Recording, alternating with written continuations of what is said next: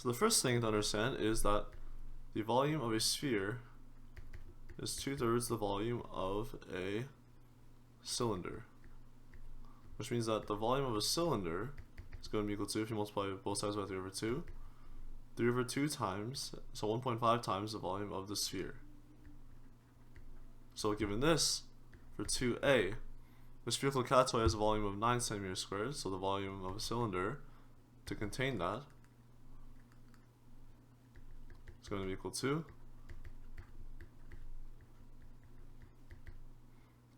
13.5 centimeters cubed. Take a look at B.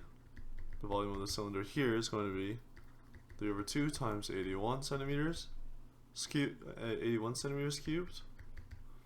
and that's going to be equal to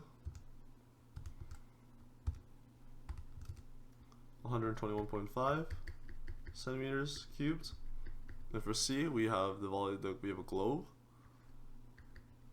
so the volume is going to be equal to 1.5 times 270,000 square centimeters.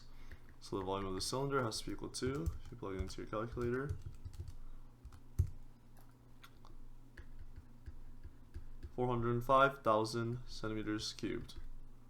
So these are going to be the volume of the cylinders that are going to be containing these spheres.